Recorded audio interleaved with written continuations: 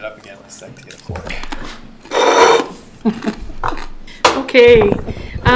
Thank you, everybody, and I'd like to welcome you to the special council meeting of Tuesday, April the 23rd, as we make sure that we get our budget passed as per provincial requirements.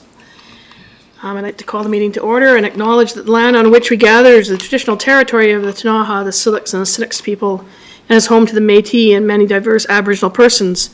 We honor the connection to the land and rivers and respect the importance of the environment to our strength as a community.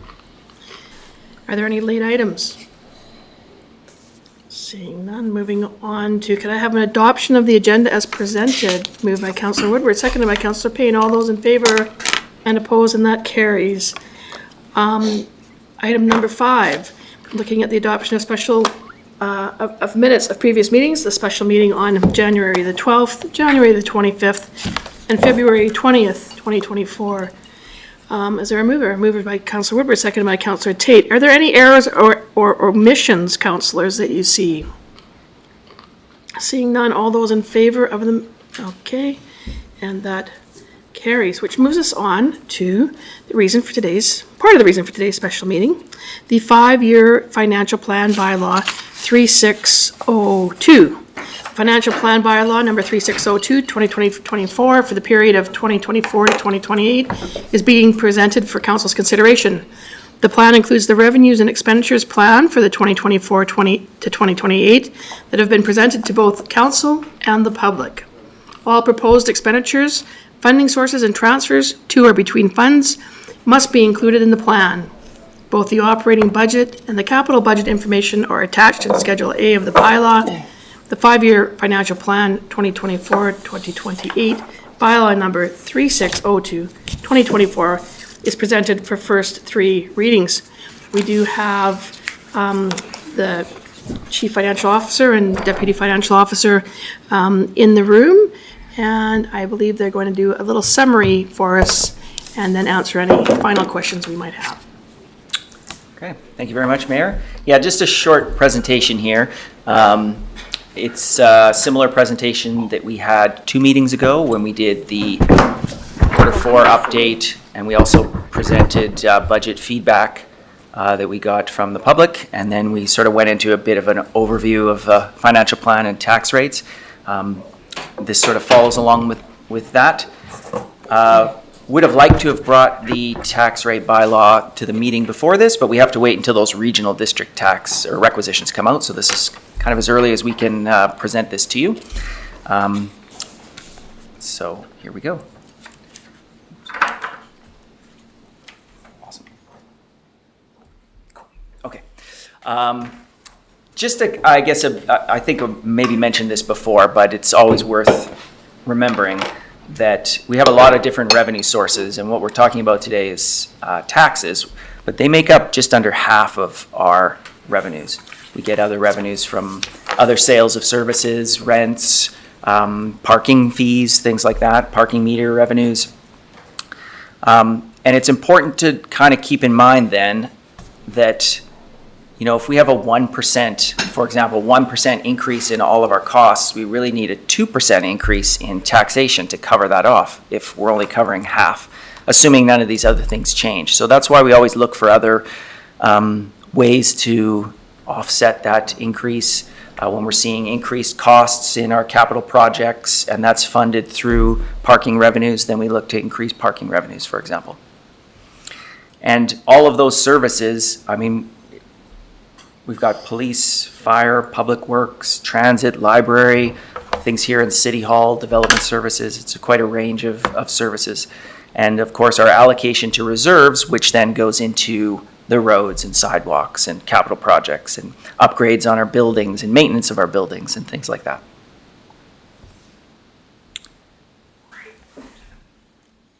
And again, a bit of a recap on how assessments and taxation work. The City of Nelson tax increase is 5.3%. So if your assessed value went up by the average, which I'll show you on the next slide, then you'll see that 5.3% increase in your taxes. If your assessed value went up by more than the average, then you'll see a higher than average tax increase. And of course, reverse. If you're lower than average, then you'll see a lower increase. This year is a bit different, that we actually have a decrease in the residential assessed value. So the average went down by 1.41%. So it might be a bit counterintuitive for some folks out there when they see, you know, hey, my assessed value went down by 1%. Why did my taxes go up? That type of thing. So it's a bit different this year in that explanation, but we'll do our best to kind of present that in that marketing and, information that we'll put out over the coming weeks prior to our tax notices going out. Commercial went up 6.62%. That's the business assessments. So, you know, some years you'll have a decrease in the business and an increase in residential. This year's a bit different. You have that increase in business, commercial, that class 6, and a decrease in the residential.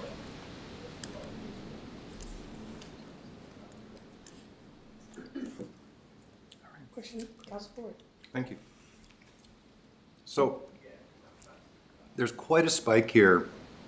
I think it's basically COVID, right? Where the house values shot up, commercial values shot up.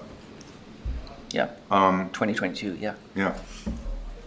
So it looks like it's kind of remaining pretty high. Do you think this is kind of a bubble, or, I mean, these things, it's hard to know, but that's quite a jump. Mm-hmm. So that kind of changes the financial landscape mm-hmm. for a lot of folks. I'm just wondering, like, you know, typically, I mean, housing does just kind of rise, does it not? Yeah, it might be a bit of a market correction. I don't know. I'm not, you know, I probably someone more in the real estate market have a better idea, but I do know that there was some thinking around that 2022 period that rural values went up quite a bit because a lot of people were able to work remotely. They didn't have to go into the office every day. So it's like, why am I living in Vancouver when I could live outside and just telecommute, right? A lot of offices and jobs are asking folks to come back to work 2 or 3 times a week in the office, and that might have something, part of it to play, but, you know, there's a lot of macroeconomic things as well, and, you know, interest rates and that type of thing as well that drive that. It's just quite a, when you see it like that, it was quite a dramatic jump in a very short period of time. Mm-hmm. Yeah, I don't know if the graph, you know, the graph might make it look bigger than it actually is. You can see, you know, we've had, you know, increasing, you know, house prices for a while now, but, you know, over those 3 years, and I would say, you know, interest rates had a lot to do with that. We had almost 0% interest rate. It was basically free money. It was 0.9% or so, or 0.9% was your rate. So if you're making a payment and your interest rate is basically 0, then you're paying 100% principal, whereas at 7%, you're paying a significant amount on interest. And, you know, I think our, you know, that workshop we had at the AKBLG by the folks from Scotia showed the impact of, you know, what did they say? It was 5 times your mortgage payment would go up, you know, basically, you know, triple. Yeah. Because now your, you know, your principal stays the same, but now your interest has gone up, you know, 4 or 5 times, right? So it's a dramatic impact, and, you know, to me that, you know, your house price reflects what you can pay as a payment. So I would say that's the biggest moderating factor is just the cost of housing. Also, you know, it's not the actual value of the house; it's what you pay in mortgage payments that really reflects what you're buying, right? Right. Okay, thank you. Yeah. So I just have a question, because I'm just looking at this graph, and it's just, because it's an odd graph. I was thinking, like, why is that thing going up like that? The X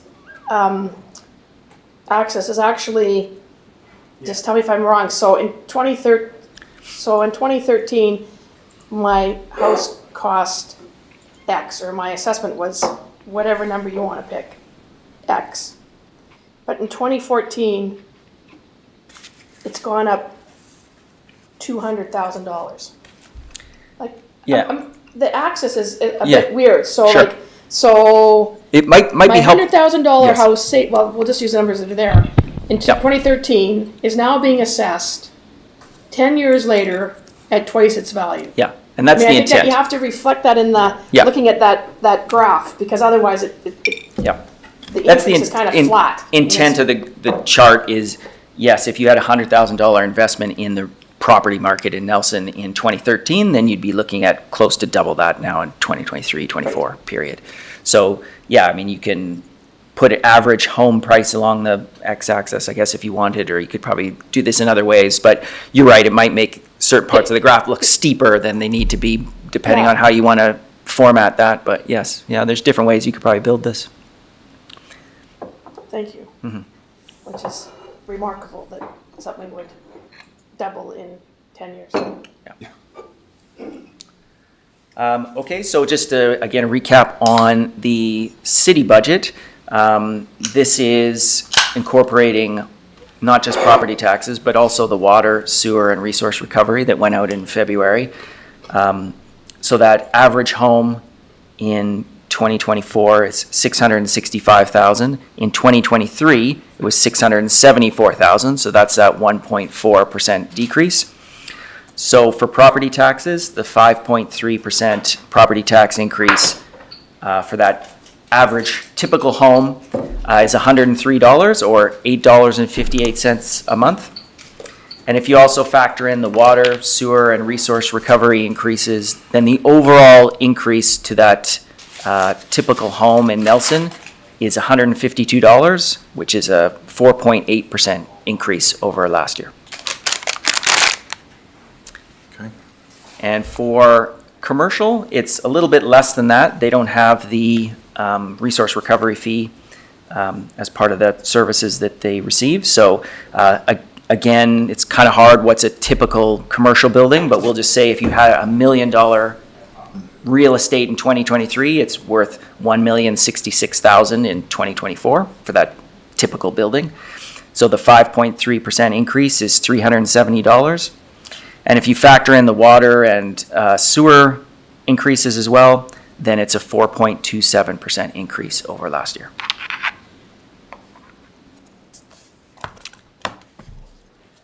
And just lastly, again, bit of a reminder that what we're talking about here today is our municipal budgets, our municipal taxes, and they make up just under half of the tax notice that goes out to the public here that we send out. The tax rate bylaw that we're going to look at later also includes the regional district taxes, but we don't know what those school taxes are yet. So that'll be coming, it's not part of our bylaw, but that'll have an impact on folks as well. But the municipal one is the 5.3%, and the regional district, their requisition was a little bit higher, but if you factor in that new construction, they're kind of similar, around that 5% tax increase. But again, we're not clear on what school taxes will be. And just for the public, could you describe the other little slices there? So there's the very top sliver where it says 1%. That's BC Assessment, and next to it's Municipal Finance Authority. And then at the bottom is the West Kootenay Boundary Hospital requisition. So actually, it's the regional district and hospital requisitions are also on the tax rate bylaw, along with the City of Nelson taxes. Thank you. Any other questions, councillors?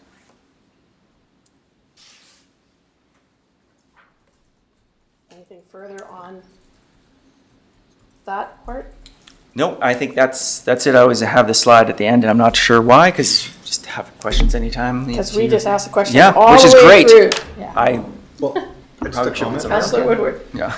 I do want to say, like, this is, these are very challenging times, and I, over the months, I just want to thank both of you for, you've worked very hard to try to find this, like, balance point. So I want to thank you. It's super challenging, I know, but just, it's like you're rocking a razor's edge trying to get the best outcome for the citizens and make sure that the city is able to take care of our infrastructure and other services. So thank you for your much hard work that you've done.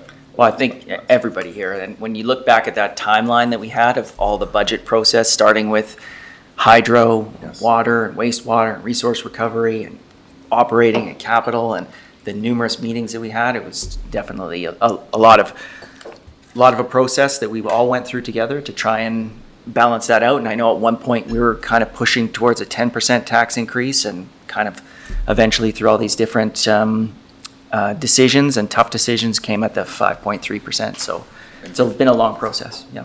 Thank you both. Okay, seeing no other questions, we have two recommendations in front of us. Councilors, does anyone want to move recommendation number 1?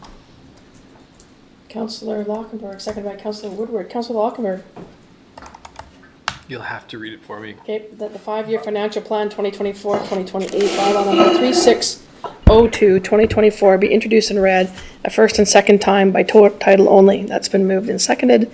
Councilors, any questions or concerns? Seeing none, all those in favor? And that carries. And I'd just like to state that Councillor Pinero has joined us here now in council chambers, and Councillor Keith Page is joining us remotely. So we have a full complement of councillors in the House. Recommendation number 2. Move. Moved by Councillor Woodward, seconded by Councillor Lockenberg. Councillor Woodward. That the 5-year financial plan 2024-2028, bylaw number 3602, 2024 be read a third time by title only. Okay, that's been moved and seconded. Any questions? Seeing none, all those in favor? Opposed? And that carries. Okay, moving on. Item number 6B, the annual tax rate bylaw 3603.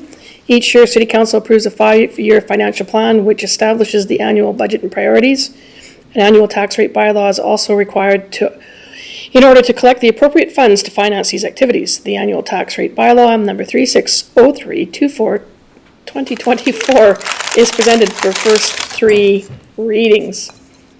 Staff, did you have anything further that you wanted to bring forward, or? Oh, Amy had a couple things you wanted to say about taxes or the process or where we're at. Yeah. Yeah, we don't have a nice presentation slide deck for you, but just, this is the tax rate that we need to apply for 2024 in order to collect the taxes that we had in our financial plan, as well as the requisitions from the RDCK and the West Kootenay Boundary Hospital as well.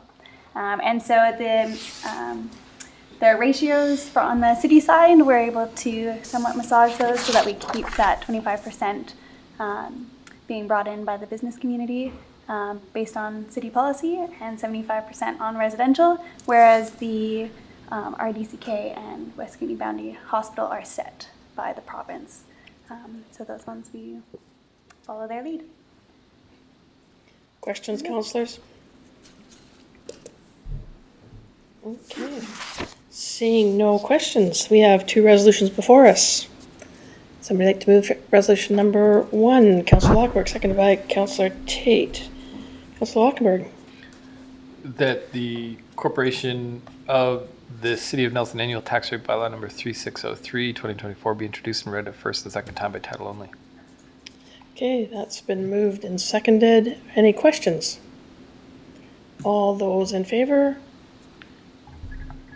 Thank you, Councillor Page, and that carries. And resolution number 2, moved by Councillor Tate, seconded by Councillor Woodward. Councillor Tate. That the Corporation of the City of Nelson annual tax rate bylaw number 3603, 2024 be read a third time by title only. Okay, that's been moved and seconded. Any questions? All those in favor? And that carries. Thank you, councillors. Thank you, staff, for your work that you do every year and throughout the year on the budget. It seems that we just get this done, and we'll be hearing the first or second quarter update probably within the next meeting or so. So- normally do Q2, so yeah, probably in July or something. Yeah. That's coming up quick. So we will see you back for, Back to work. we'll see you back for final reading on May 7th, I believe, at our next city council meeting. Thank you. Okay, thank you so much. Guys. Okay, we're on to item number 6C, and that's the Sidewalk Café bylaw. Despite the receding impacts of the COVID-19 pandemic, local businesses, particularly restaurants and other food and beverage establishments, have communicated to the city staff that supply chain, staffing, housing, and wage complications continue to challenge the economic vitality of Nelson's downtown. The past 4 seasons of sidewalk cafes and patios operations have been very successful in augmenting the vibrancy of downtown and aiding in the economic success of local businesses. In April of 2023, council gave staff the following direction. The council directs staff to review the sidewalk cafe bylaw number 3442/2029 and report back to council in early 2024 with any proposed amendments. During the annual check-in with the Chamber of Commerce, there seemed to be a general consensus that that the expanded patio offerings should remain. Pursuant to Sidewalk Cafe Bylaw number 3441 for the 2024 patio season, staff are proposing amendments to allow for expanded patios under specific conditions. Also, given recent changes to the parking meter fees, staff are also requesting that council amend the fees and charges bylaw to ensure that the use of a parking stall for the purpose of a sidewalk cafe reflects said fees. Council is now requested to adopt sidewalk cafe amendment number 3600 and fees and charges amendment bylaw number 3601. So council, you have a background there and some other information, most of which has been reviewed at previous meetings. And I'll move, Mayor. okay, thank you. Moved by Councillor Woodward and seconded by Councillor Tate and Councillor Woodward. That the Sidewalk Cafe Amendment Bylaw number 3600/2024 be finally adopted. Okay, any concerns or questions? I had a question. From this document, it's not clear to me, at the top of page 3, those bullets, update the bylaw to allow for more spatial separation for new sidewalk cafes. So I know that the changes in dimensions only applies to new constructions because folks have put in a lot of investment in some of their structures. And so it's when they apply for a new structure that these dimensions would come into effect. But I don't understand if it is making the sidewalk wider or the patio wider. It's about ensuring space based on the dimensions that we saw at the last meeting. Yeah. Remember, we went through all of the, the average size. And so they were making the walking distance ever so slightly bigger for anybody that's new coming in. So they would get to have less sidewalk, any new applications or changed applications. Thank you. You're welcome. Any further questions? Were you just testing to see if I was paying attention the other night at the meeting? I just wanted it to come out in really Yeah. plain language. Thanks. So we're gonna have more passing room on the sidewalks. In the bylaw, 3.2.4 is those free clearance for pedestrians on sidewalks. So 2.3 meters on Baker Street, 2.0 Side streets. Thank you. Okay, so that's been moved and seconded. All those in favor? Oh, wait, what? The fees and charges? Oh, it hasn't been read. No, I just did number one. Okay, yep. So I'm supposed to tell them to pass number one? Okay, so number one's been moved and seconded. All those in favor? Opposed? And I've lost Councillor Page, but it passed. So we had enough votes here at the table. There we go. Okay, so that passes. And recommendation number 2.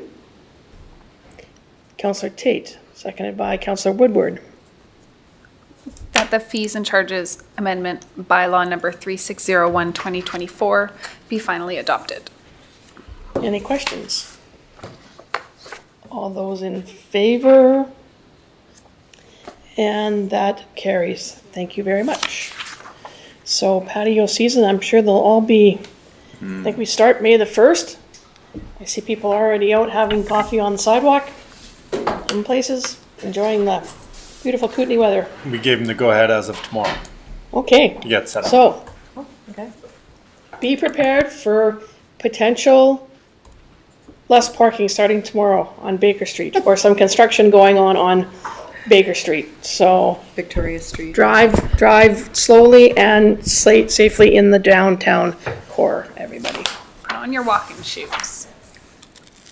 Okay, and here we are at 6D, the ReDi grant funding adjudication.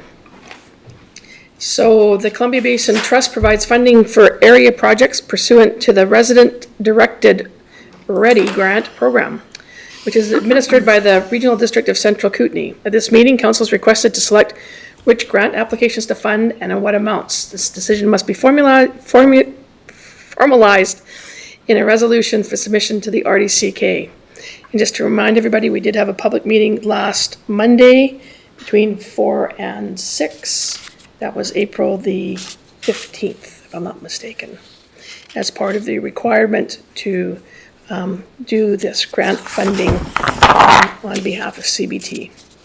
So we have Gabe, who's our master mathematician in this process. And I will turn it over to him to explain how we get to where we get to in the matrix, and then we can start discussions. So over to you, Gabe. Thanks, Mayor and Council. Just would quickly note that obviously Sonia Martineau has been leading the coordination of this program this year on the staff side. She's unable to be here today, otherwise she would be sitting here walking you through this, so just wanted to acknowledge the work that she's been putting into this. So yes, the ReDi grants, obviously, a great opportunity for council to be able to distribute the $145,342 that CBT has made available to the city. In the matrix that is being shown on the video and has been circulated to council, the jury recommendations for the arts, culture, heritage groups have been inputted, and I believe there was also a explanation of the jury's thought process that was distributed to council along with the matrix. If council accepts the jury's recommendations as they typically have done in the past, then we just move on to the general grouping, which is begins with the 7 votes column. One thing I did add on this sheet and also on the printout that you've been given is I just in light green or light red under the starting point column highlighted the projects that are being fully funded in light green, whereas if a project was only receiving partial funding based on the council formula, I just highlighted it in light red. That can just give you an idea when you're scanning through this. I think it's important to know whether you're fully funding a project or only partially funding a project. Beyond that, this model that we've used in years past is to show where there was consensus. So just want to make sure everyone understands. For example, if a project received 7 votes, that means all 6 councilors and the mayor voted to award some money to that project. The starting point column, that's column U, that just shows, if, for example, with 22, the Bocce Court project, there was a request for $17,000. The starting point is $2,000 because amongst the 7 votes to fund the project, the 4th lowest one was the $2,000. So there was consensus up to that point, right? So there were some of you that wanted to give more and some of you that wanted to give less, but it still makes it into the 7 category. So I just want to make sure that that's clear. It can be a little funky. Can you just say it again, but with a bit less words?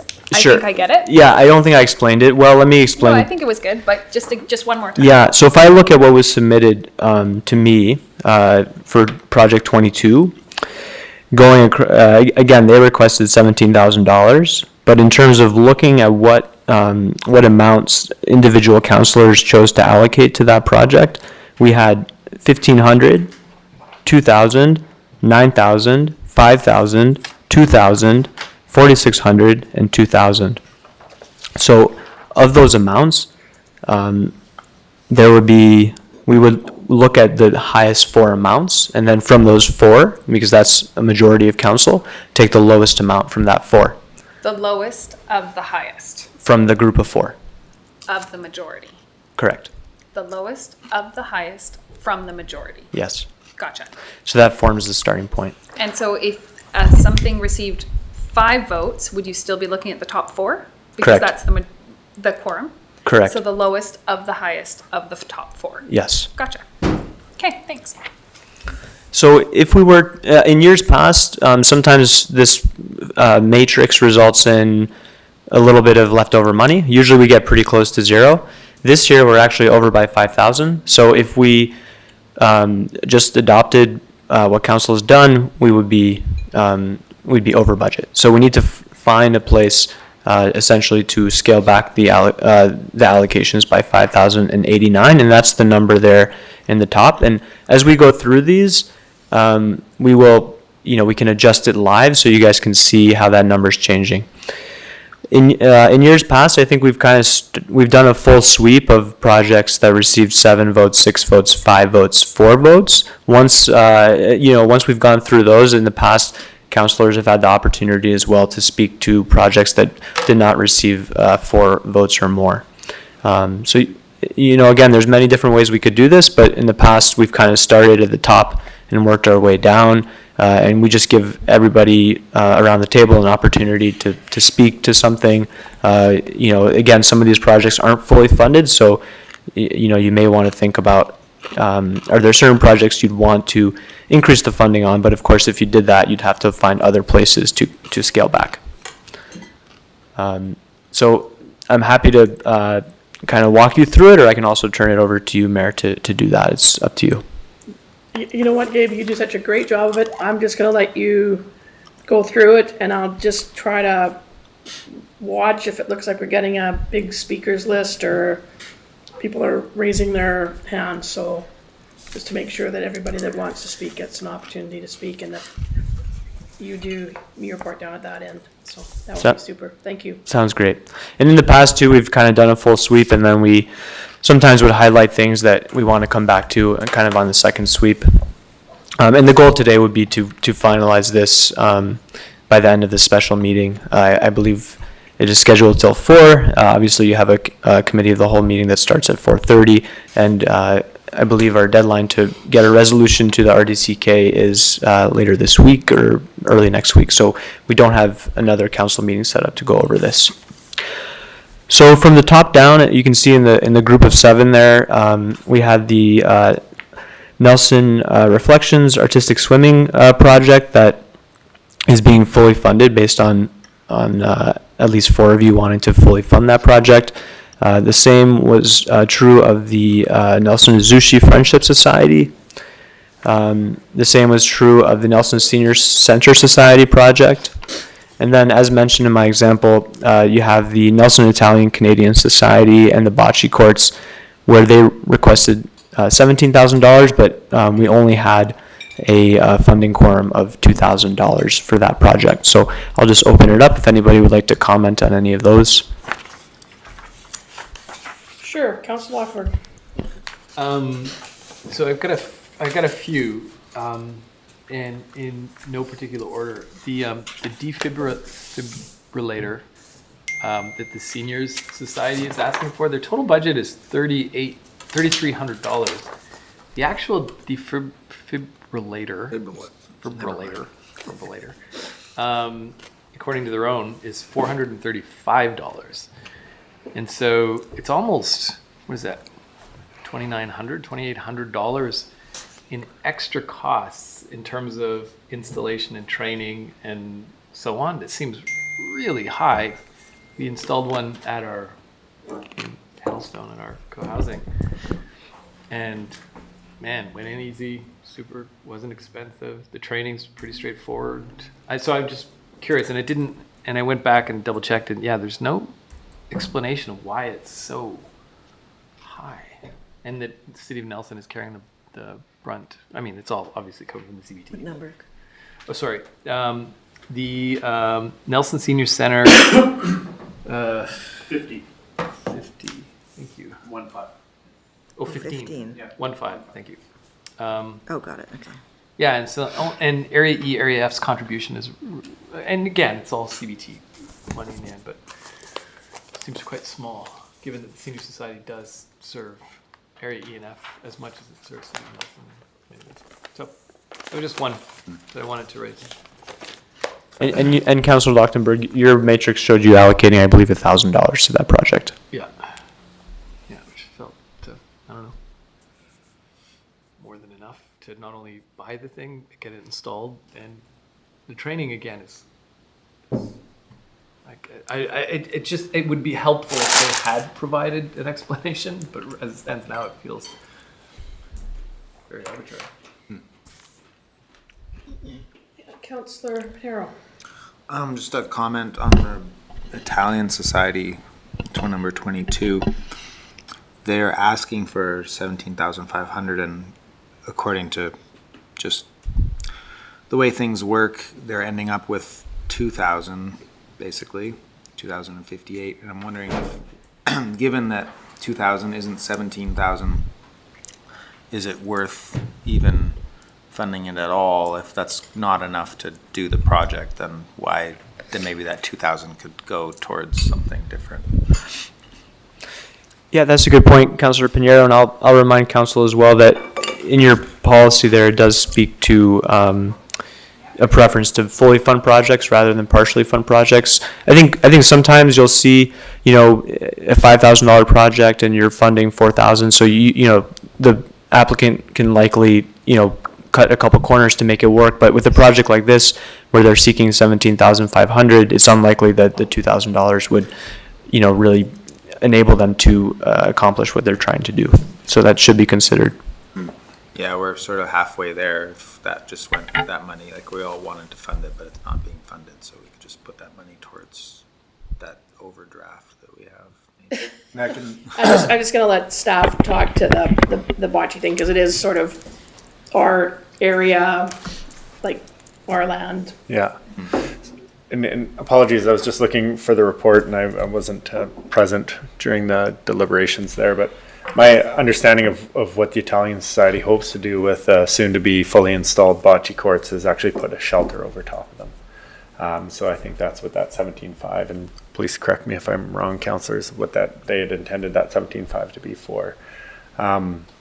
We are currently, the City of Nelson, there was when the whole story goes, Nelson Hoops Association worked with the Italian Society to move the pre-existing dilapidated bocce courts in favor of their sport court, basketball court going in, and there was a deal struck where they would rebuild the bocce courts. The city has come in to support that process with funding from the Nelson Hoops Association, and that's the work that we're currently doing right now to have the bocce lanes finished, and I think they'll be done by sort of early next week.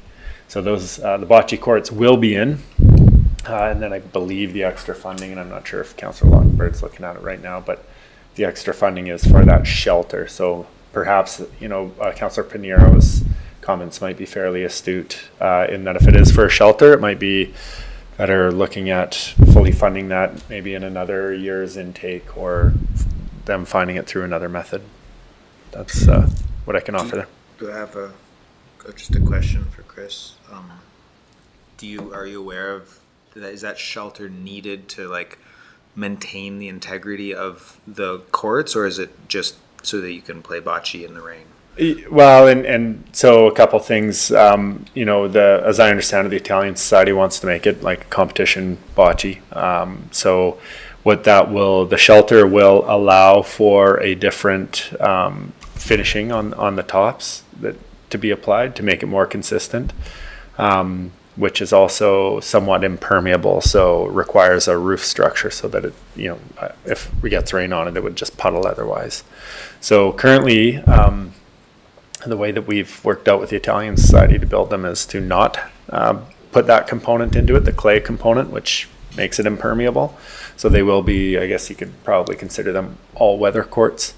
And a couple of the other comments from the Italian Society is playing later into the evenings on warm summer nights when they'd like to be able to go down there. So then the canopy offers the lighting option as well, which they're keen to have.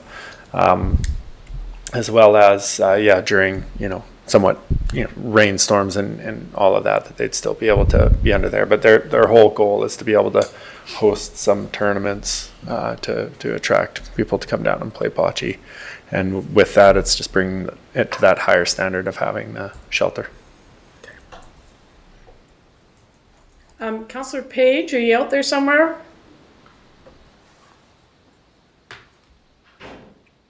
I am. I have similar questions about what that looks like. I'm just even perusing online for examples of bocce courts that are covered with a shelter because I haven't seen it in the past. And I'd be interested in maybe hearing a little bit more of how that design fits into Lakeside Park as a whole before we move forward with funding more structures down in that area. So those are my thoughts at the moment. My preference would be to not fund it this year and get a little bit more details before saying yes to something like that. If I may, Councillor Page, through the chair, that is when this project was originally worked out with Nelson Hoops.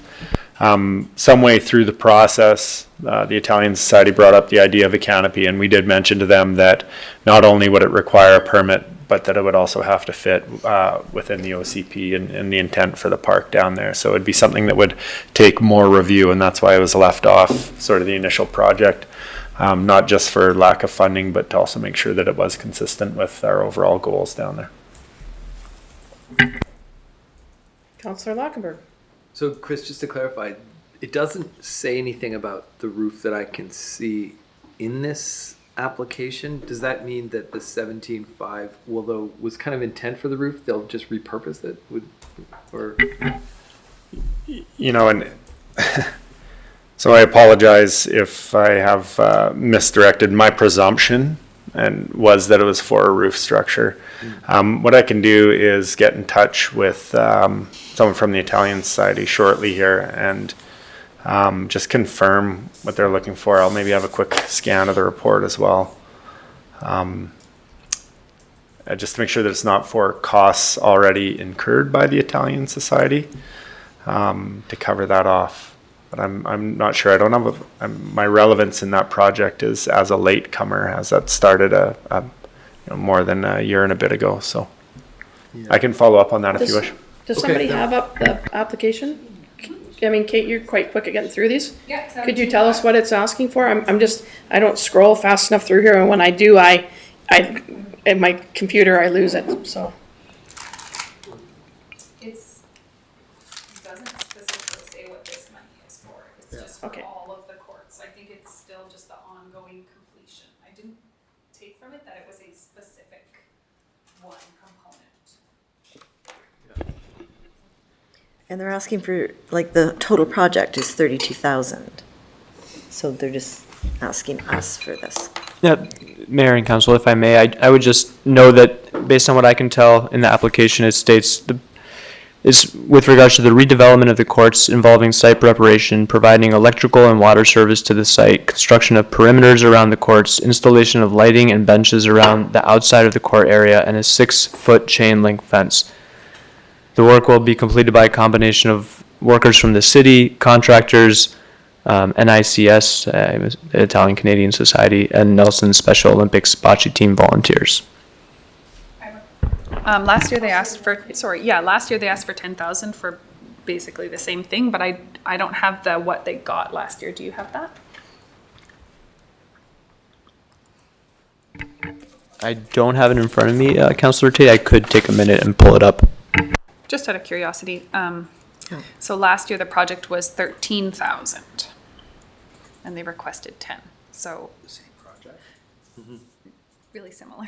Yeah, I mean just the ongoing redevelopment. And it's not unusual, Councillor Panero, I know that this process is new to you, that we've only gone through this once since you've been elected. That oftentimes you'll see groups that have multi-million-dollar projects will come back to ask for some support year after year while they try to get their project completed. Another example on our sheet here would be the tennis club. It would be a good example of trying to, you know, between their fundraising and then whatever they're short, to then come back to try to complete a project. I do take the point, though, that, and to contrast it with the tennis club, is that it's very clear what the exact project is for the tennis club. It's lighting or something like that. Yeah. And so I think that could be maybe some feedback to Sonia for folks that are writing these ReDi grants, that we like to know a little bit more what the deliverable is, if there is in fact a deliverable. It might just be ongoing service in some cases. Yeah. I don't think we set the city doesn't set what you write in. I know. Yeah, so, but she can send that back to CBT in their application. Oh, to CBT. Okay. Yeah, we don't tell them what to write. Okay. Otherwise that would probably create absolute havoc for each person, particularly when they're going to ask other groups. Right, so. I do not think that you allocated any funding to them last year. Thanks for finding that. Mayor? Yes, Councilor. So just we do have to keep moving along. Mm-hmm. So it sounds like. Should we just flag this for now while we maybe try to get a bit more information? Yeah. So if we could flag number 22, and then the other one that's been flagged in this group is some concern around the defibrillator for the Nelson Senior Center. I guess what we could try to do here is just to keep us moving, and we can always come back, but are we satisfied as a council in regards to the Reflections Aquatic Swimming going with what's there, and the Nelson Isuzu Friendship Society request? Like if we can put a tick or a little star or know that that's a yes. I have a question about the Izushi Society. What does valuing Cottonwood Falls mean? I think they define that in their application. Okay. And I think that, you know, it kind of also fits in with the idea that we often talk about, you know, can we value some of our natural assets within our community that aren't structural buildings. I guess I just wanted to know if that was like an assessment that they needed to get done, or like, you know what I mean? It's the wording. Yeah, I read it. I mean, I've read quite a few of them, so I'm a little bit lost on. I don't know if somebody else can remember. Trying to find it.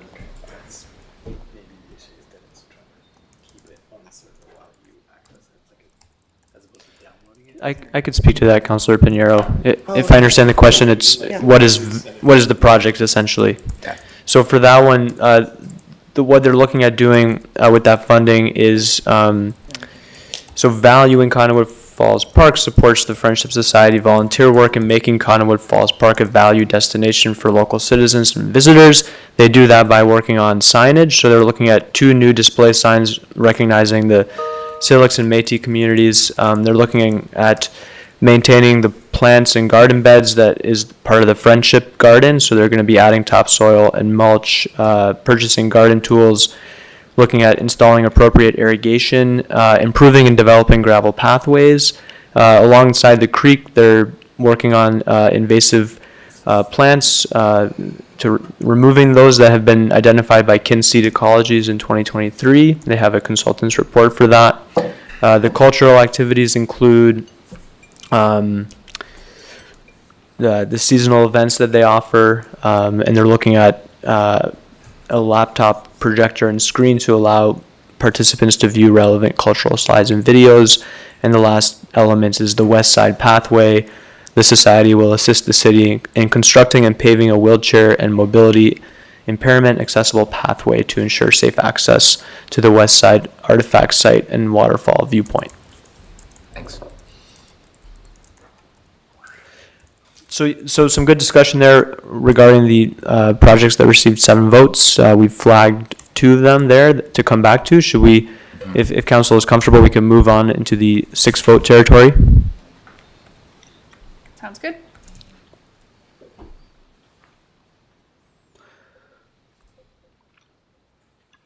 Councillor Lockmore, did I just see you put your hand up? Yeah, maybe Councillor Page would like to speak Oh. to this as well. Okay. Maybe I'll defer to him about the lighting for the Nelson Tennis Club. I think we both have a. Okay. Did you want to speak to the lighting? Yeah. Sure. Sure, go for it. Yeah, looking at the project itself at 5,000 Kelvin, color temperatures is the luminosity of a small sun, and I'm a little resistant to go ahead and approve that in that area just because of its impact on the neighborhood below and people trying to stick to their circadian rhythm. So I generally want to see more gentle lighting in those areas. So this time it wasn't a project I wanted to support until we knew better how it was going to integrate with the rest of the neighborhood. I thought it was going to be an issue going forward. Councillor Lockmore.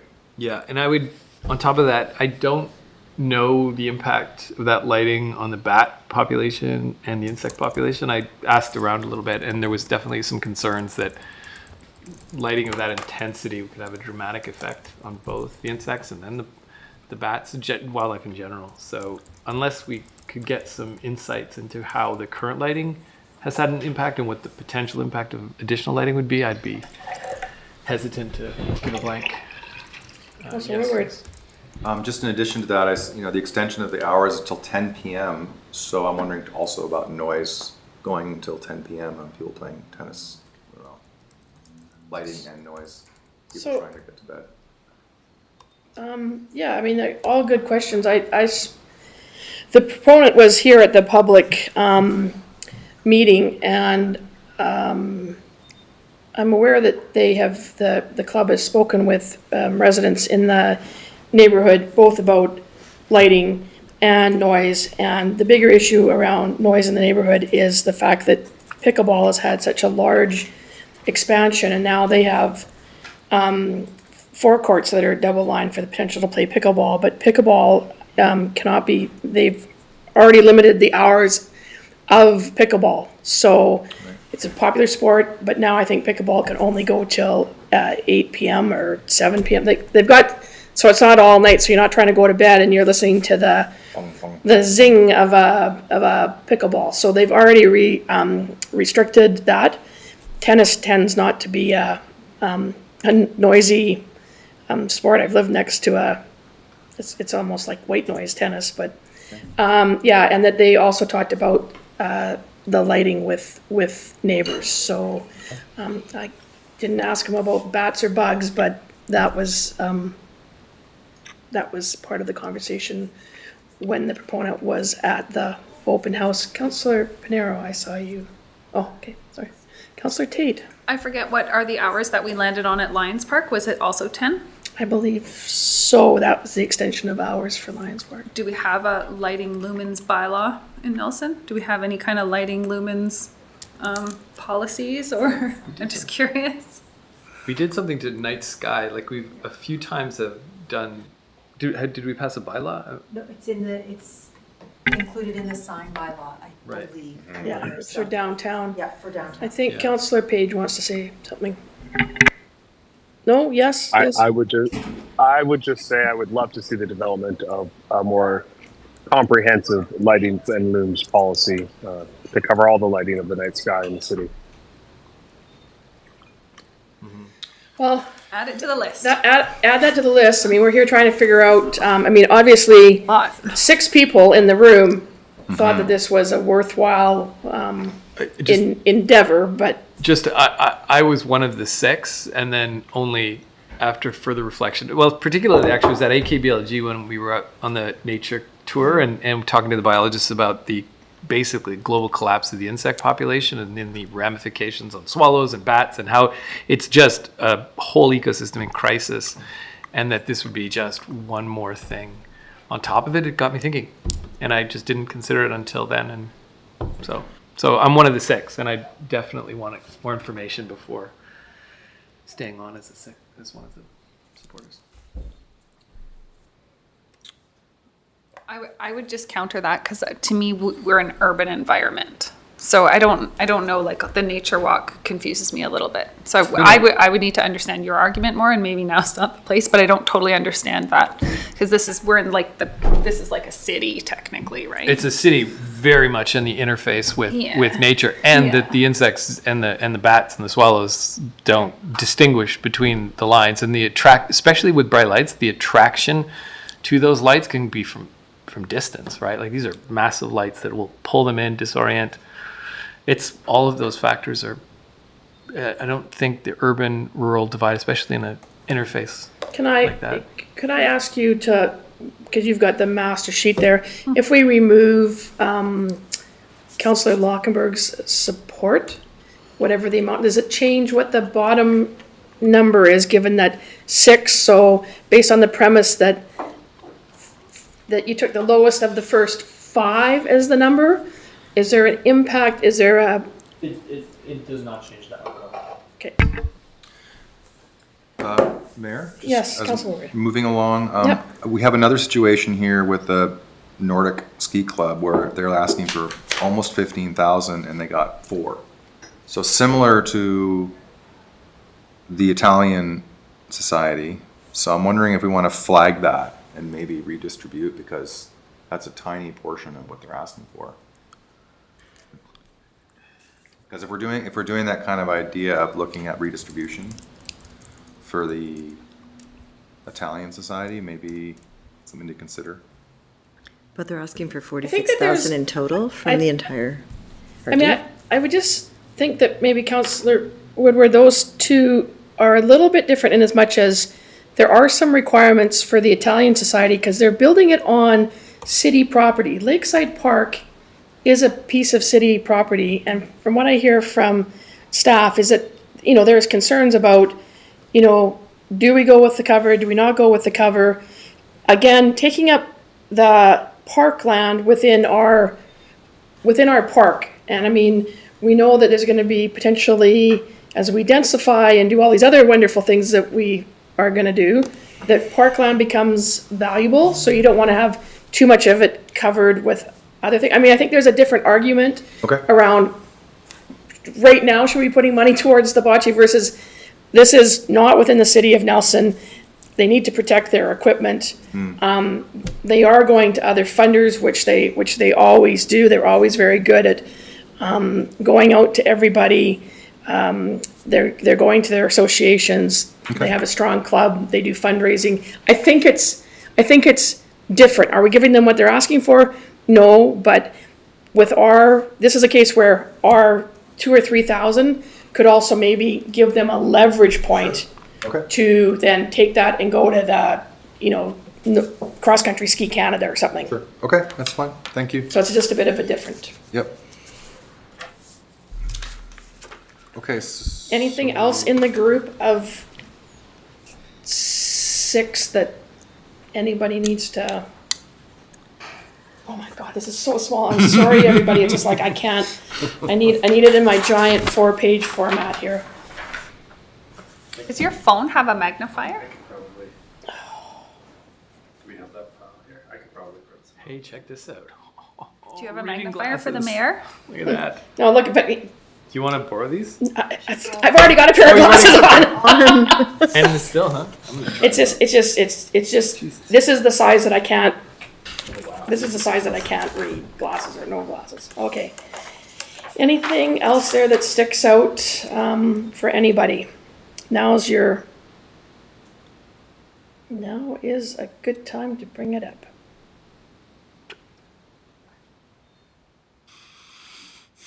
A number of people, a number of the organizations in the 6 we've given the full amount of money to, which is. So should we move on to the 5s? Okay, let's go to 5 and see where we. Do you know that you can use a magnifier if you want? See? Does that help or no? Oh, that helps a bit. Okay, I've got lots of phones, so which I think it lives on your phone. lives on my phone? I'd be willing, and an umbrella. So when I look for things, I just go to the search and type in magnifier. Yeah, so you have it, so you tap that, Okay. and then give it a second. Oh, and then turn I it can on. zoom Yeah, it, very cool. so I can read what I'm looking at. Okay, so we're on to 5. So we've kind of flagged tennis, because we're not too sure what we're doing about tennis, but in as much as we know that if at a minimum, Councillor Lockenberg removes his support for tennis, we're still at the same place. And I would imagine that Councillor Page, you didn't support the tennis because of your concerns around lighting.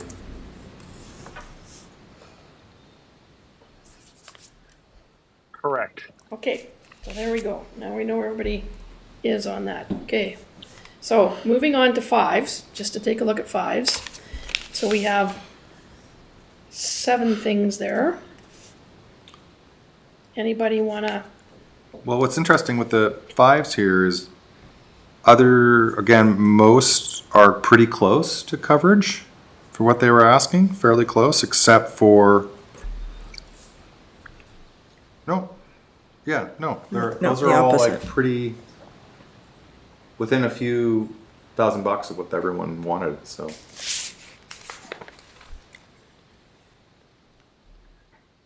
And nobody sees anything there that calls out to them that is, I'm curious about one thing. okay, sure, shoot. I am very happy that we fully funded the Kootenai Christian Fellowship for their program. I'm surprised since, to me, they're serving a very similar demographic. The Nelson Community Food Center, we did not fully fund. Just sitting around the ENCO calls, I understand the desperation around all of these organizations running out of funding before the end of their month. I know it's only a small difference, but Do you want to make like a little note on that and come back? Is that what you're looking for? yeah, I'm just sort of curious. Okay. Someone who, obviously someone felt food was important on the 6-vote category, but not on the 5-vote category, so just curious. I think Gabe will make a little. Yeah, my preferences here are to give the Girls in the Wild Adventure Association their full 1,500 and pull back from things like spay and neuter, bee awareness, to max out the remainder. But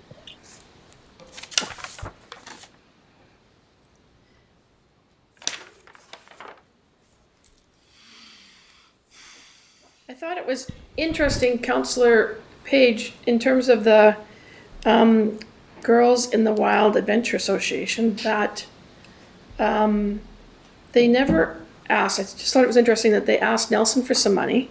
I mean, they've asked for the majority of money to come from other areas, but they never asked sort of the close-in RD or Castlegar. I was just surprised in terms of where they went to ask for other funding.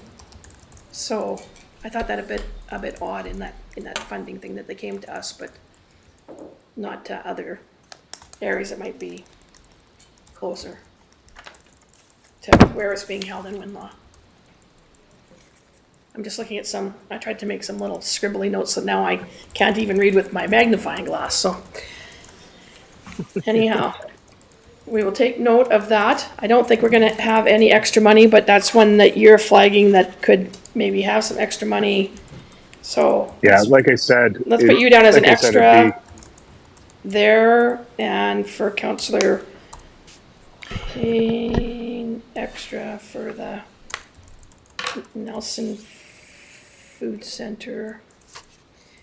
And some of these, Councillor Page, you've been around long enough to know that, Be Aware asks for money every year. I mean, there's lots of repetition within the asks year over year. I don't remember a time, even predating all of you that have sat here through one previous term, like Be Aware has always been on there, spay and neuter has always been on there. I think this is a place that they come to get maybe some seed funding or whatever, but they've always, I don't recall a time that they haven't ever been on there. And I don't recall actually a time that we have never ever said, well, this is your 10th year and now we're not going to give you any more either, so. Yeah, it's not about the repetition. It's just that inclination to provide, my preference to provide full funding where possible instead of just making some choices. Right. To pull some funding back, just redistribute it within this category. So they'll give you Councillor full Lockberg, amount for. Councillor Lockberg and then Councillor Pinero. Yeah, so to answer or to offer a perspective on Councillor Payne's question about Christian Fellowship versus the Nelson Food Center, it looks like the Christian Fellowship program is really about providing food, whereas the other program is about food skills, and the target market for food skills, like the training on how to make sourdough and stuff like that, I think it's really targeting two very different groups of people. So maybe that's the difference. They're very different programs targeting different people and different levels of need. So, and with that being said, I think partial funding on the Nelson Food Centers program makes sense because they're talking about offering 4 different training programs. And so if you cut back one, you could still offer the other 3. So it's not like if they don't get their full funding, they fail. Even partial funding probably makes a big difference and it'd be really helpful. I'd like to see them at least maintain their partial funding rather than pull all of their funding if that was going to be an option. The other thing I would say is I disagree about the bees. I really think that's an important program. The pollinators are, again, another insect population in serious decline and potential collapse. And I think the awareness that it's focusing on young people. So it makes sense that the program continues year over year because there's the next generation of young people that need to understand the importance of pollinators and how they work and maybe developing their own, hive to support them, or at least certainly, flowers and plants that support pollinators is really important to understand. So, Well, and I've supported it every year. I mean, I think it's a great program. I'm just saying that having been here the longest is that I can reflect back and say, would there be a time that we would all kind of come and say, if you've applied for the last 10 years and you've always gotten something, this year you're not getting anything just because we want to fund some other things more. I mean, there's 1,000 ways that you can look at how this process rolls, and that's the beauty of 7 of us around the table trying to make the decision, is that it's amazing that we get the consensus that we get. Councillor Pinero. Just to sort of add on to Councillor Page there and say that I don't believe that I was one of the people that voted to fund spay and neuter, so I'd be happy if that money went to, I agree, I think fully funding things is potentially more useful than partially funding a bunch of things. And so if one thing, I think, people can probably deal with their pets.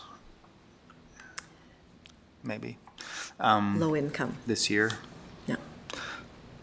And that was more or less it. And then as far as the bee thing, I kind of agree.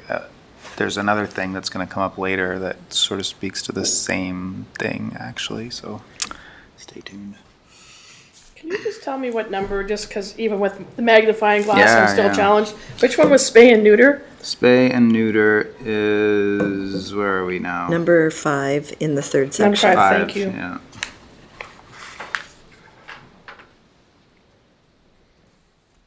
Okay, what is- I was one of the votes on that too, and I'd be happy to pull back and fully fund something else. It is interesting that we do want to fully fund. Sorry, did you? Well, I was going to say it's not fully funding, it's fully answering the request, because for me, some of them, I actually fully funded them, even if their request was lower. So we're saying we want to fully fund something, but for example, Girls in the Wild, the full funding would be $11,000. So their full request is $1,500, and that doesn't necessarily mean that the project will go. So if the argument is I want to fully fund things so that the project is completed, then we need to fully fund the things.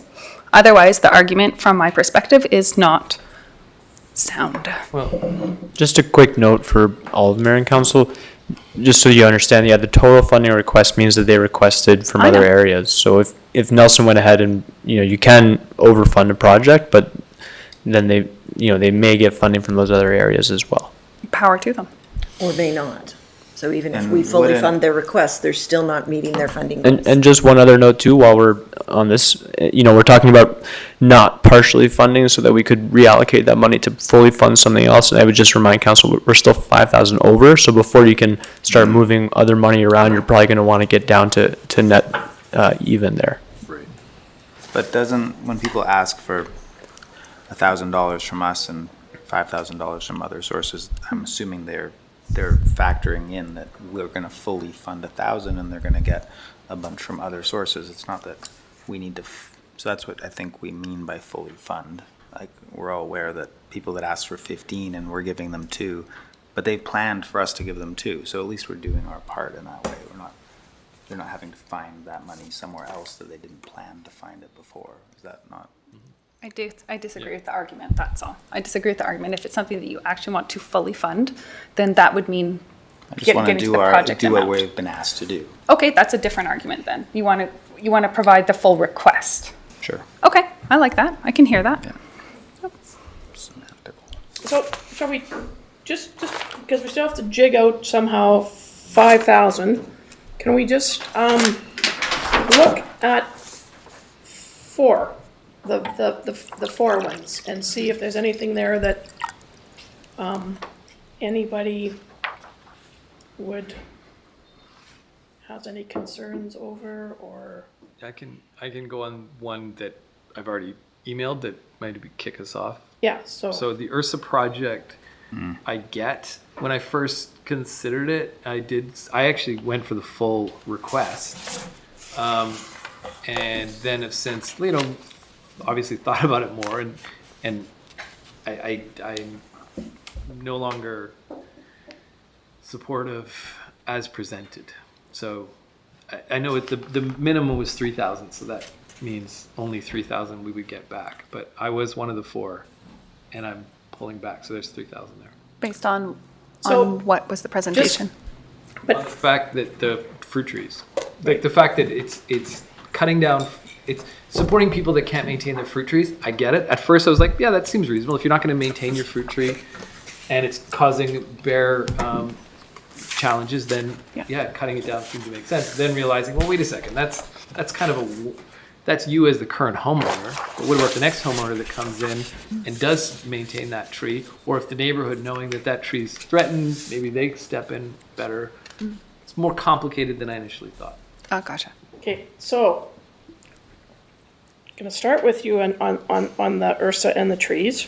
So this had received 4 Yeah. votes, Of which I was one of the of which you were one of them. You are now withdrawing Yeah, your support for Ursa, which drops it to 3. off the list completely, because now it would have only 3 votes. So does that money can be reallocated then? Well, that gets us closer. 3,000, yeah. Not reallocated, doesn't get us to 0 Oh, yet. right, it gets us closer to what we need to be. So now you would be over by approximately 2,000 and change, 2,089. And if you took the bocce thing, then we're there. Right. And I can provide a bit of an update on the bocce. So, in light, and apologies for the misunderstanding around the shelter, reading the report, or now that I've found the report. Yeah, it does speak to water, electrical being brought up there, fence and benches. Water and electrical are being brought up by the city now, so that's already included in the project.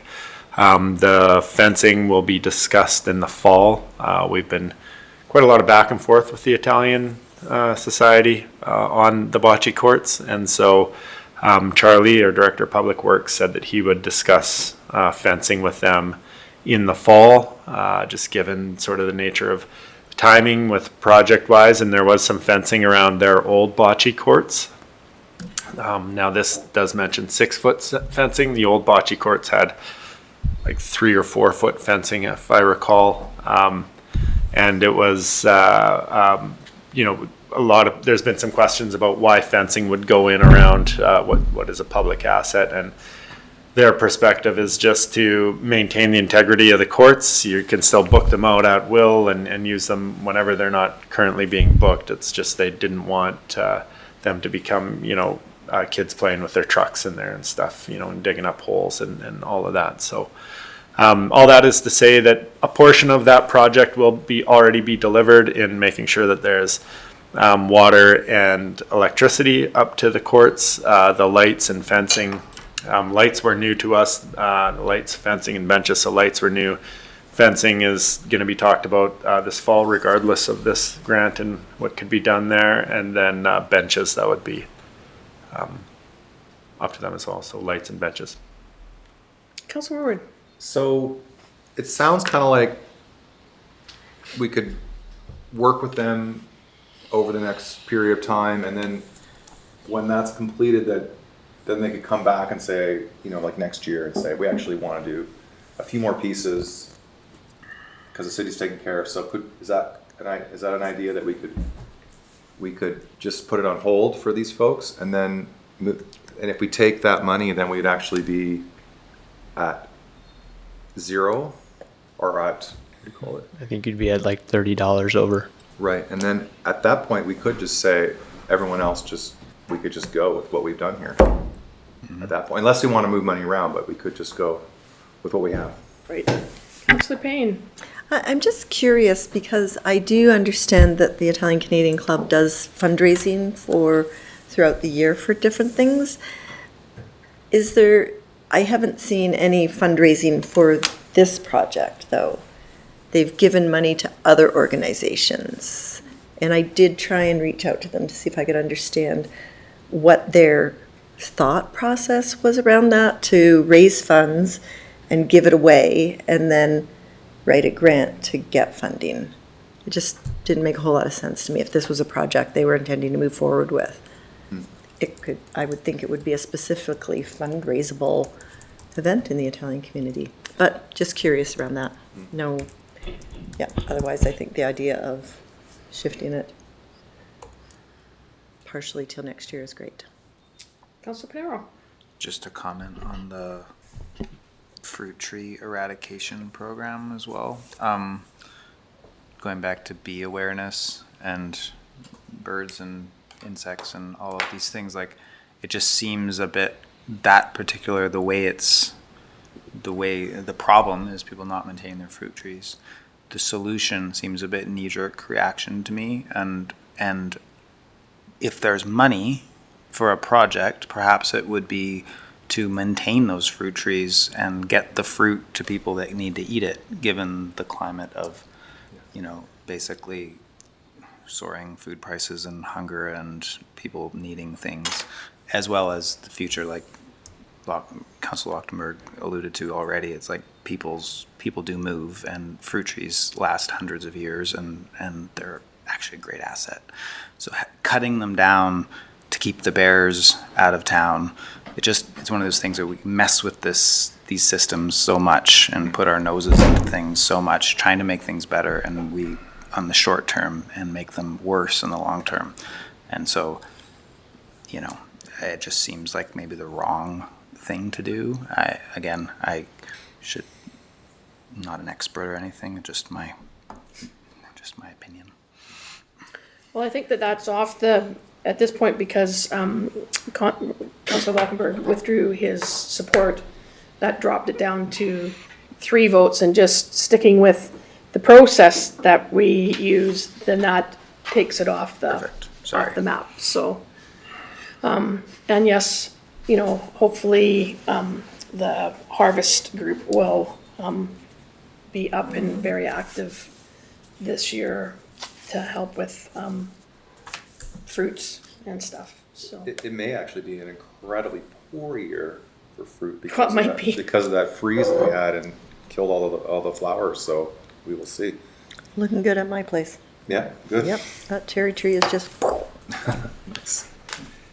Okay, so we've got 3,000. We're back at talking about the Nelson Canadian Society. There was also, I have flagged here in terms of perhaps a bit too much money was actually within the 7-vote one, the Nelson Senior Center regarding the defibrillator, and I do see in their report, they do have a picture, and it's not even $500 for the actual defibrillator. And whether or not we want to look at reducing that, or we just stay with that, and it's the Italian Society that we work with throughout the year because of the fact that their activities are so entwined with sort of the city function and city parks, or looking to entertain some further discussion. Councillor Lockenberg. I'd move that we consider reallocating some of that Nelson Senior Center funding, even if we don't need it to get to the, I think we still have to make up $500, even with Italian, we're good. If we do Italian and $30. the trees. And the Ursas, we're good. We're basically good except for $100 or $30 or something. $30 or something. Like a zero out at that point. Like, Okay. we're pretty much zero at that point. If that's the decision that council wants to make, and then We're we reducing can. it or deleting it? Which one? Seniors, I'm sorry, No, Well, then I'm I just- think Council Hockenberg is talking about, then if we're at zero, if we've done Italian okay. and Now we're- Ursa, That's zero. now, got it. do we now look at some of these ones that got fully funded, reducing it some, and then reallocating money somewhere else? I'm not too sure. Where are we on the Italian Society? That might be something that we need to make a decision about. Well, sorry, go ahead. No.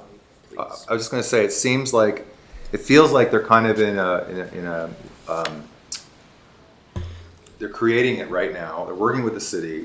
As the GM said, their power is being pulled there, fencing's up for talk. So I kind of feel like we could put that aside, let this play out, let the city and the Italian Society work together over the next year.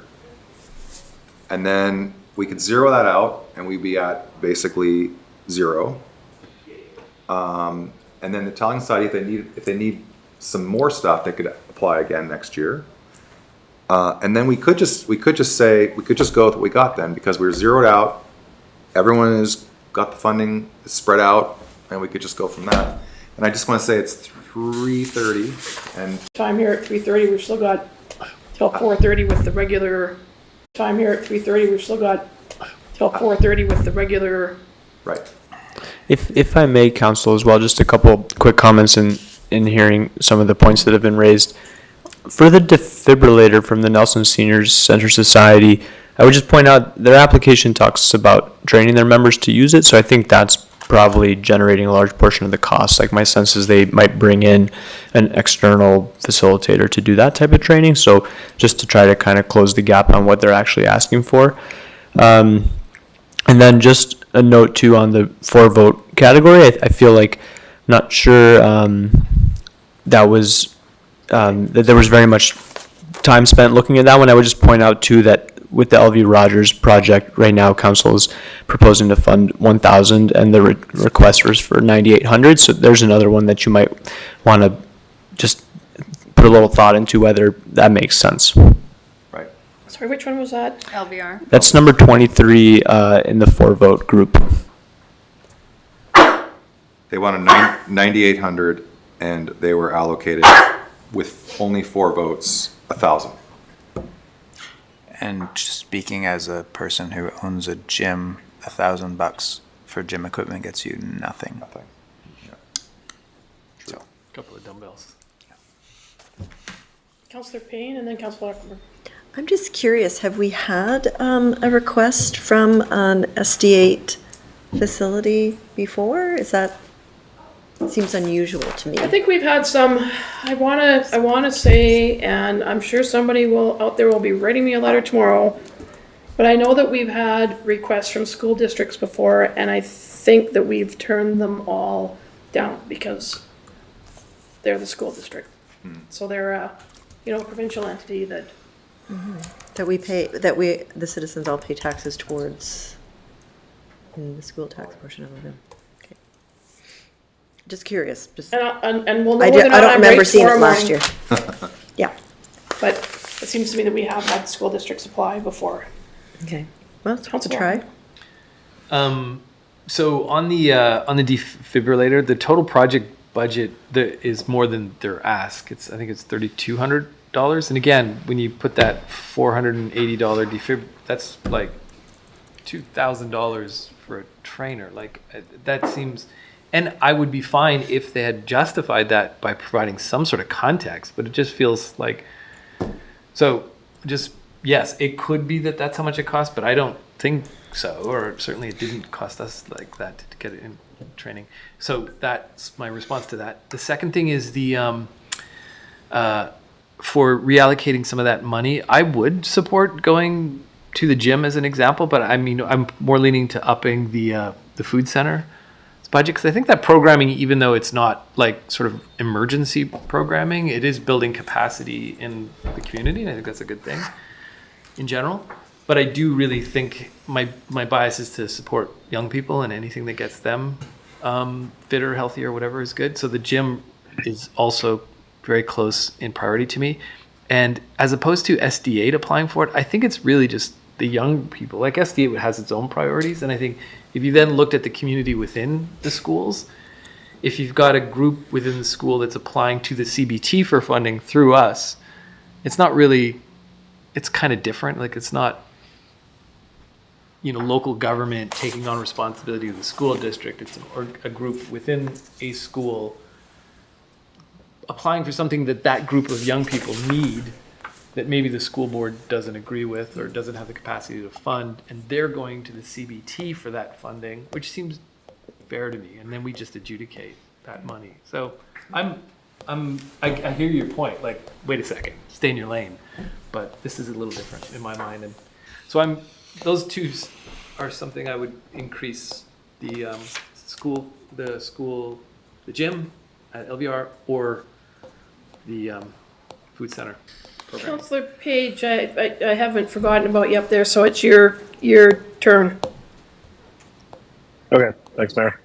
I'm just noting, of course, in the reports for the DFib and the bocce, they'll both proceed regardless of whether they fund it according to their applications. Yep. So we're not putting them on the line in any way, shape, or form. They are aspiring for the DFib, for the senior center, to train upwards of 20% of their membership. So I'm sure that's where the first aid instruction is coming in, because you're not going to do that in one go. It must be multiple sit downs over the course of the year, is what I would extrapolate from there. I hadn't supported SD8 with the fitness center or with the improvements to the fitness studio that they have up there, just because I've been noting, we've seen their reporting the large amount of use at the main gym and across the facility. And I can just say, from being in there practically daily, it's a lot of the junior high and high school students before the supper hour going through it. And I think the more there's a linkage there, I think that we're pretty well covered as a community for the moment. So if we're coming in on a tepid $1,000 amount, I'd probably just say reallocate that to the food center or something similar. And those are my thoughts so far.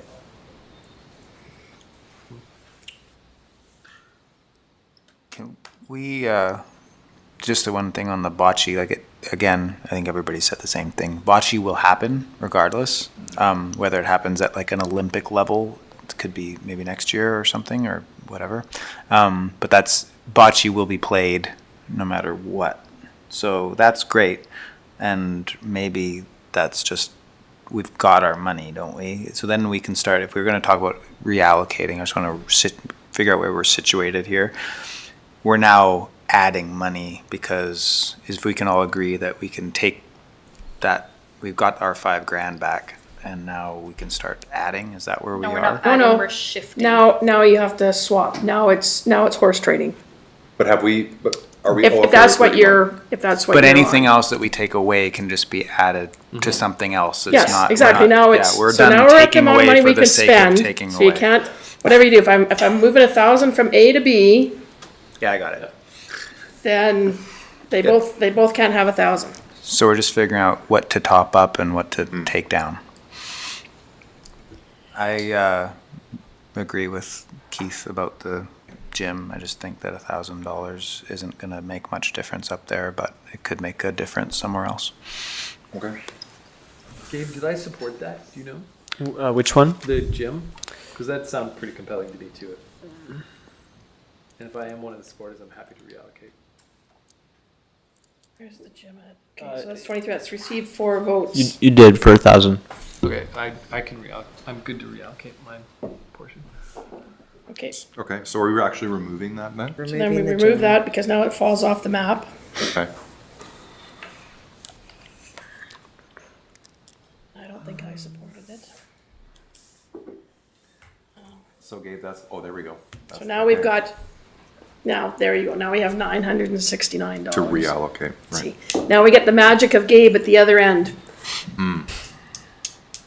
So there was a few things that we heard. I heard a pretty strong call for potentially more money to the food, whatever one we did here. We gave 8,500 to the Nelson Community Food Center, which wasn't the full ask. Councillor Page, did you want to say anything? Sorry, I'm trying to keep my eye on you there. I'm good at the moment. I think we allocate to the food center, and I think we'll land it in a good place. Mayor and Council, if I may, I've highlighted a couple in blue where there was also, it sounded like some different ideas. So I don't know if we have a clear answer on the Senior Center Society with the defibrillator, but that's 2,000. And then as well, the tennis court lighting for 3,500. And I believe also there was some discussion there about the SPCA spay and neuter. That's another 1,000. And also the Bee Awareness program for 2,000. Those are the other ones that we kind of highlighted.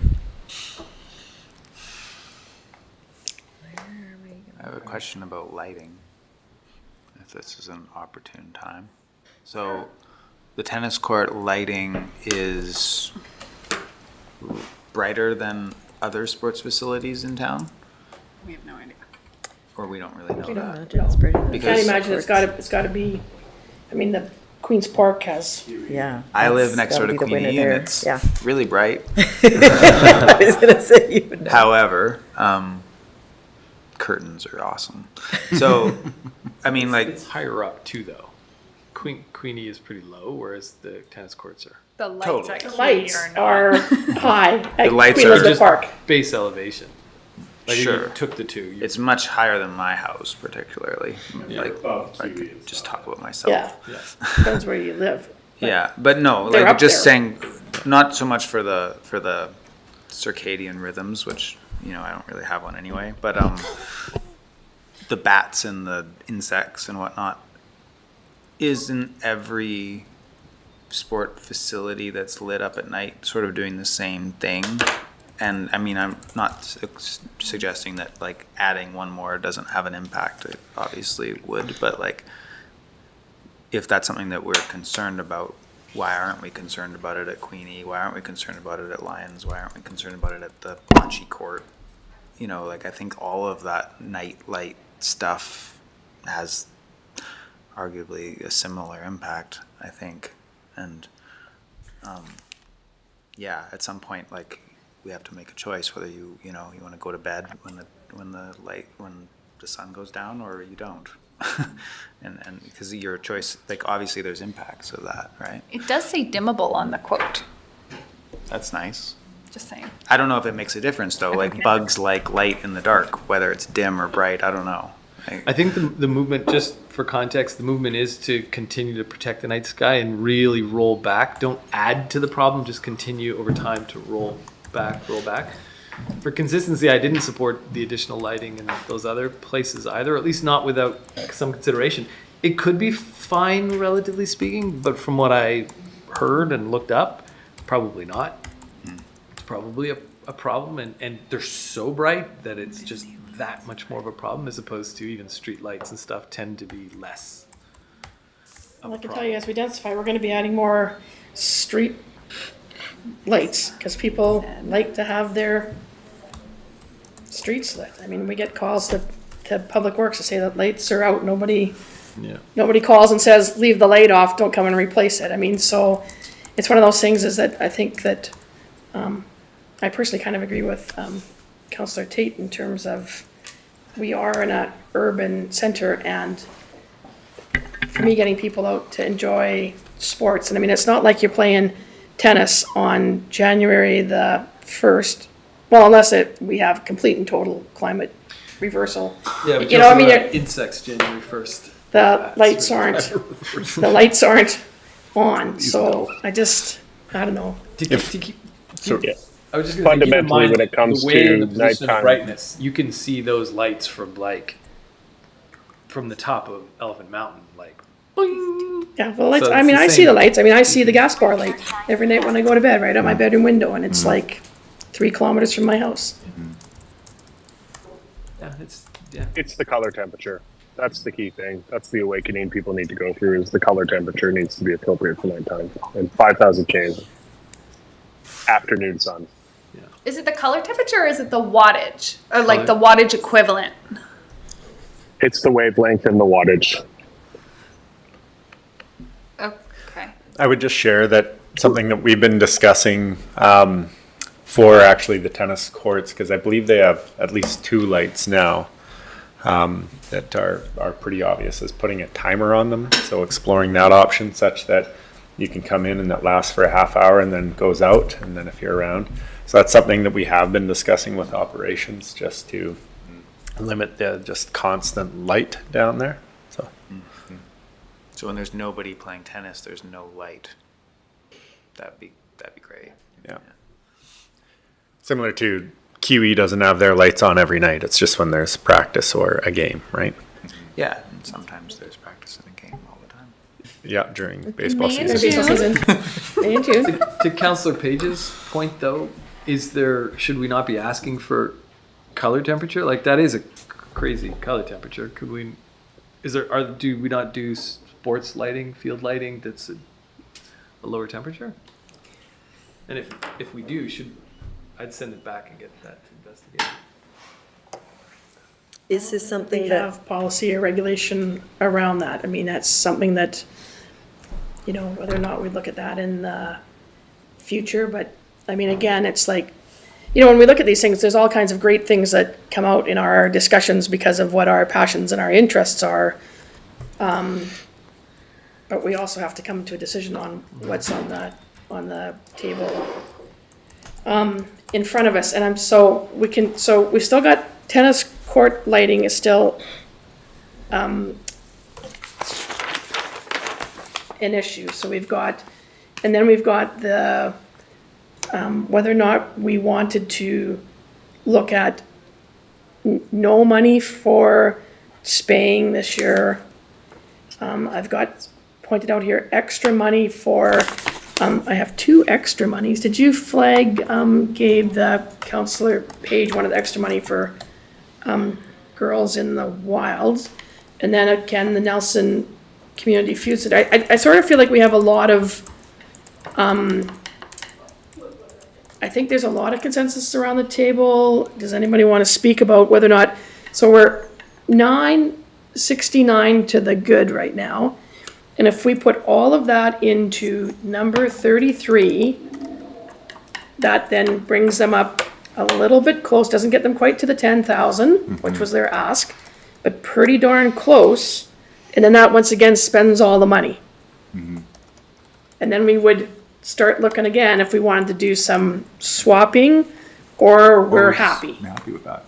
with the lay of the land for this year.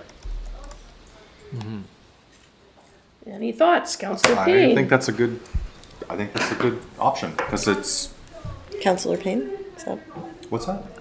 sorry, I thought the, Yeah. Thank you. Sorry, Councillor Payne. Oh, I'm sorry, I apologize.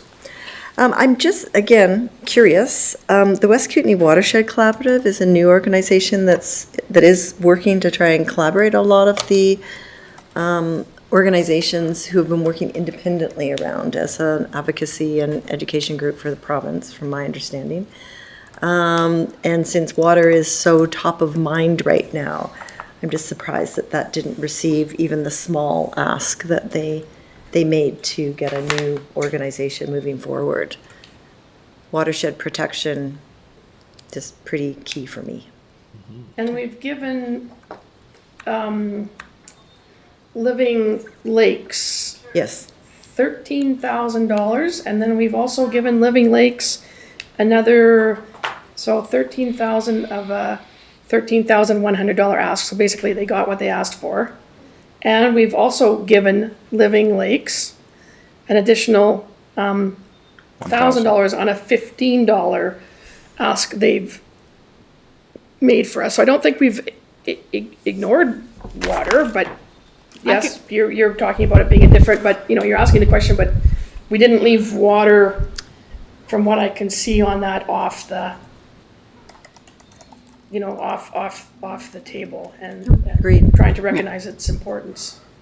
I think lake water and watershed is two parts of a system that needs to be looked at. Yeah, I can speak to my having not voted for that, and it's because it seemed like a duplication of efforts and that the project wasn't clear to me. Okay. Yeah. So better grant ready next year. Possibly. Better plan. A better plan. Yeah. Not better writing, better planning. Yeah, and just to be honest, I only went with one of those Living Lake things because I thought, boy, now they've got two things going there. So I mean, I give a bit more to one, and maybe they don't get the other one this year. It's just like trying to think about fully funding something and then reallocating money somewhere else. So, Councillor Woodward. So I'd like to just put forward to council and see if there's appetite for this, is that we take what's left, which is $969. $969, put it in the food center, which we talked about earlier, and then call it a day. If people are okay with that. Or at least we're back to zero. Yeah, then we're at zero, and I mean, is everybody comfortable with giving more money to the food center? It did receive 5 votes. The lowest vote, was almost at its full amount. Is there any further concerns about that? I mean, you talked about food because you'd supported one fully and then the other one not so much, or not at all, or whatever, but I mean, but I've heard you talk in favor of perhaps giving them Yeah, I'm closer good. to their ask. Yeah. I'm in favor of giving them closer to their ask. Yeah. Okay. Okay. So if I understand correctly, we will raise the $8,500 to $9,469, and that'll put the matrix at even, and then you can continue to talk Yeah, about. so we can continue to talk. If people still have swaps or whatever, but now we're at zero, now we're back at zero again. at zero, okay. If there's any, but Councillor Woodward's also said if everybody's happy with what's on here now, that's another option, or if there's anything that's, people are, Councillor Page out there, Says thumbs up. it's good? Okay, Councilor Page is good with it. okay. Anybody else have I'll any be wondering. really outstanding concerns? I think we've got some direction to have some conversation with some people as we go along, that's for sure. Yeah, anybody else? Councillor Lockenberg. Well, on that, back to the lighting in the tennis courts, like I think I would like to, if we do go ahead and give them their funding, I would like staff to really work with them to come up with either an adjustable lighting system where you can control the color temperature. And this is apparently not a thing, or is a thing where sports facilities with their 5,000 to 6,000 Kelvin lighting are causing all sorts of ecological effects, and that there's a move in many jurisdictions to adjust that, come up with alternatives. I think I love the Timers are a great idea. the dimmer or the Timers are a great idea. and then I think the adjustable so you can control the color temperature would be And that is a thing. Like LEDs can have their color temperature controlled. yeah. Well, yes, I agree that is a thing. It will be much more expensive, and it might be unlikely to expect someone who is able to adjust the color temperature when they're trying to play tennis in the dark to lower it. So, right? So if It would be automated if you're going to do the timers and the dimmers that are person. so, then if we're going to get dimmable lights because we want it at a particular color temperature, then we need to say no. This is the color temperature. There's no point in getting a dimmable color if we're going to say this is the color. Do you know what I mean? Because they're more expensive, the bulbs. The systems Yeah. are more expensive. Yeah, sure. So, The problem for wildlife, like the problem increases dramatically above 3,000 Kelvin. Tennis recommendations like is 5,000 to 6,000 Kelvin. So for play, given, I don't know, brightness of the tennis ball and whatever, you need it that high. So yeah, if we go say 3,000, if we said, okay, you can do it, but go with 3,000, yeah. then they're gonna probably not do it because apparently it's hard to play in 3,000 Kelvin lighting. So what's an alternative? What's a solution? I don't understand your question. So I thought you were suggesting dimmable, and Yeah. then I think Councilor Pinheiro laughed at me because why would you dim it if you could have it as bright as you need it? So then the suggestion is either to request that it be at 3,000 or not, or not. But I think having to buy the more expensive dimmable type doesn't make sense. It makes sense to me Tell me why, I don't understand. because what you're assuming is that people won't dim the lights when they're not playing. But you want it to be at 3,000. Ideally, but if you're not gonna, if getting 3,000 Kelvin lighting for tennis Yeah. makes playing tennis not viable, Okay. then it's a bad choice. Just don't get the lights. Period. How about I'd be fine with that, but So you're forcing that you can't get lights by saying it has to be 3,000? I don't understand. no, I'm sorry. saying you can control. Sure, they're more expensive. The project will be more expensive. Okay. You get controllable lights, so you Okay. can reduce the color temperature when it's not in use as well as just shut them right off. But that's unlikely. There's so much time when you're doing warm-ups and you're just hanging out and blah, blah, blah. So people aren't going to be sitting in the dark. They're going to have the lights on. Oh, That's I 3,000. You start to play, temperature goes up to 5,000 to play. I mean, ideally, it doesn't go up. They're like, hey, this 3,000 is not so bad. We don't need to. But they're like, I'm having trouble seeing. They'll crank it up to 5,000 and then they'll play. And I think that's great awareness building. It's actually a partial solution. The best solution is no lights at all. But if that's not happening, then to me, this seems like a compromise. The fact that it increases the cost, yeah, that's No, I just hadn't considered the lower lighting for warm-up. yeah. I mean, probably half the time is spent just goofing around. I think so. At least when I I played like the tennis, idea it of was. a timer. I think timers are, I've played in public courts where you had to set a timer to get the lights to come on. I think the timer is reasonable and probably not that expensive. No timers. I think the dimmer might be more Might be. cake, right? The bulbs And I themselves wasn't are more. laughing. I was agreeing with you. Yeah, I know. Last I agree. Yeah, generally speaking, people will just crank it. We can also look at, just reading a bit here, shielding is one of the key things, right? So, I think the current lights are just your classic sort of flat lens that are maybe tilted down a bit, but if we can look at see what options are to add shielding, because you don't need to see above the lights. So, just making sure that tennis, have you? So, that's another option. I think, I think what I'm hearing is no matter what, there's existing lights down there. I think there's an interest in seeing how we can adjust the existing lights down there. And, nature in doing that would mean that any new lights that come in would also meet certain specifications. And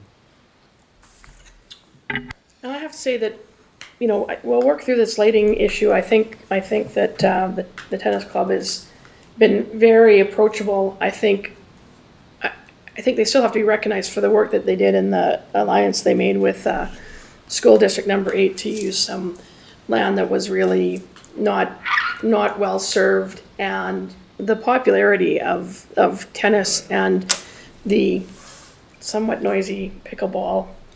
I just find it hilarious that I taught pickleball in the mid 80s and nobody knew what it was when I came, and now it's become a craze. I should have, marketed. I should have done some kind of marketing, and I probably wouldn't be the mayor. I'd be off as the Pickleball. $1 million pickleball. Yeah.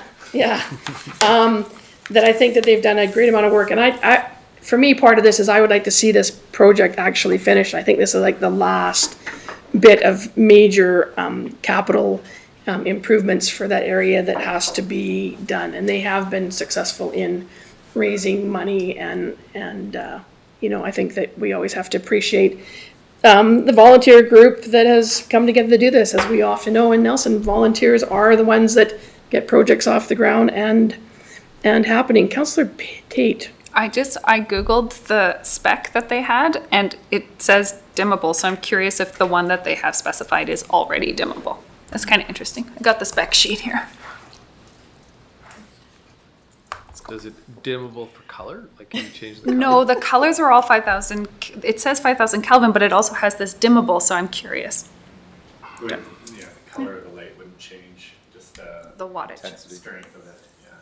How much would it cost to get every tennis player night vision goggles? Oh, Yeah. wow. But I have light bulbs in my house that are Okay, color dimmable. okay, it's good. it's 3:54. This is like a miracle. Yeah.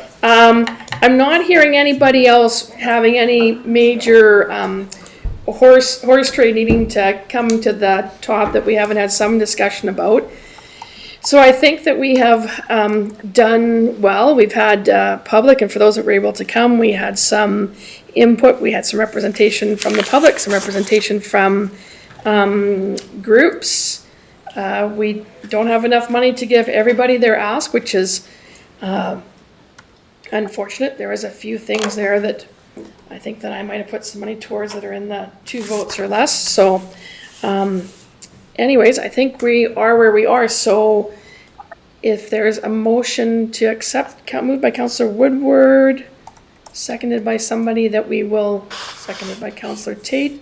So it's been moved and seconded that the list as it stands will be forwarded back to CBT for them to then allocate out the money. And I think I told somebody at the meeting, because I never quite get the date right, is that these groups will see, probably by the time this goes back, gets filtered through all the systems, June, I believe, they get their money. That's correct, Mayor. Yeah. Whew, that was a good guess the other You night. hear back sooner, though. It does take a little bit of time, but then they will go forward after that. So I want to thank council for the always quality discussions, and for staff for putting this through. I don't know what the other municipalities, how many requests they have, but we always have a number of requests, and I think we do our best to try to get a nice assortment of applicants, and hopefully they have successful projects going forward. So thanks again. Thank you, staff. And Mayor, we do require a resolution. Oh, well, I did. That was moved by Oh. Woodward, seconded by Tate, that the list as per. Okay, that's Yeah, great. She's got it, so I just guess we have to vote. All those in favor? And opposed, and that carries. So I think she's got, I found some tennis court lights that are color dimmable. And they're not that expensive. Color changeable. Yeah, but they're called dimmable. It's weird. Like my kids have the, are we off? No, Talking we're about still LED meeting, colors. so hang on, everybody, we're still meeting. Because these ones are 7,100 US, The ones you found, 7,100? the ones they proposed. Oh, It's a lot. They're not that seems inexpensive, are crazy. they? Wow. This one, You on the Amazon webpage, Councillor Lockenberg? no, 1,000 You LED. got to send it to some quote from a specialist. Like, Yeah. we don't know outdoorness, we don't know like warranty periods, we don't know the quality of the industrial, but I think it's something to ask for anyway. Anyway, guys, I've got to get going. Okay, Getting so ready for my you next can ride. vote on, so How we many, have how many no, lumens? Sorry.